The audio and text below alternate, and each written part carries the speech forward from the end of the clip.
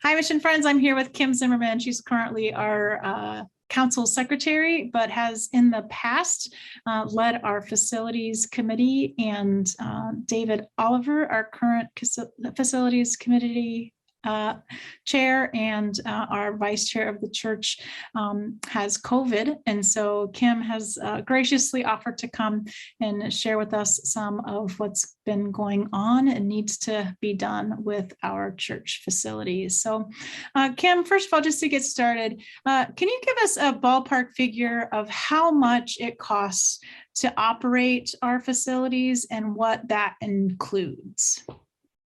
Sure, just our basic expenses for utilities, insurance, our security system, just the basic upkeep of our building for a year is $40,000. There were three main projects that happened this past year. Masonry work in the back of the building, the rear part of the building, which was needed. We had some drains that went from the building that go to the exterior, to the street or whatever outside. A lot of those were broken. And that creates a water backup. So we had those repaired. And then we had some serious leaking from some of our steam radiators. Those three repairs came to about $20,000. Because of these other projects that have needed to take our attention and monies, the work from the AC and heating has not taken place yet. We have not worked on that at all. Roofing work will need to be done to prepare for that. Any units or equipment that needs to go up there. We have more masonry work that needs to be done. And we still have 4 stained glass windows that have not been repaired yet. So that's a substantial amount of expense for projects that still need to be done. The water damage that we had in a couple of different occasions, both from roof and from steam issues and stuff. There's been a significant amount of interior damage to walls, which includes, a lot of repair of drywall. We don't exactly know what's happening behind some of those walls yet. We could have some mold issues. And so that's a significant repair that needs to be done.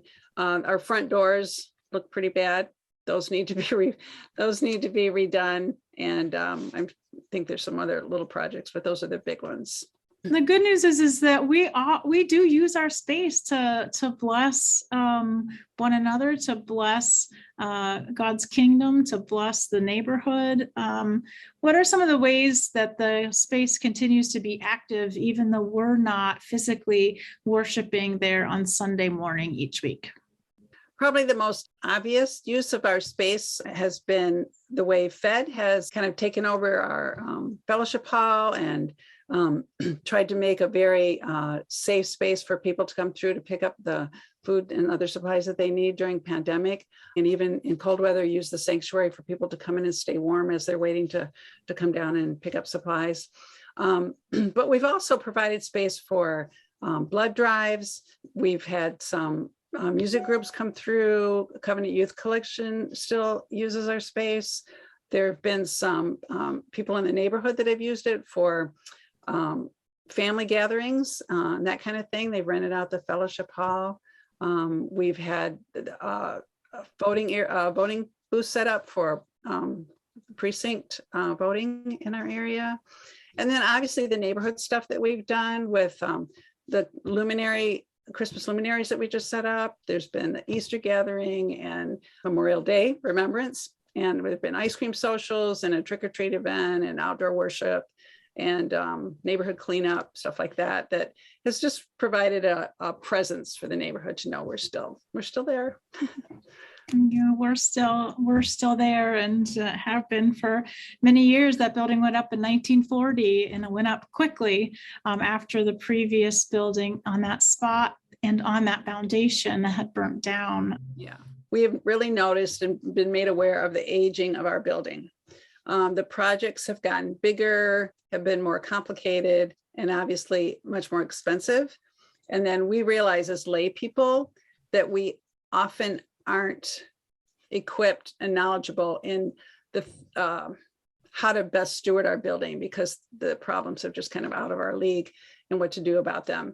And it makes us, especially especially lately, we realize that the issues seem, make us wonder if our building is sustainable because of the huge expense of some of the projects that need to be done to keep it going and keep it safe and keep the air ventilated, clear, clear, and just all the things to manage a building to be safe for the congregation and for the use that we need it for. So yeah, there's just concerns about how we're spending the money, and what our mission is in the neighborhood with our facilities. How do we maintain a presence in the neighborhood and yet maintain a building and be good stewards of what God has given us and what our resources are right now.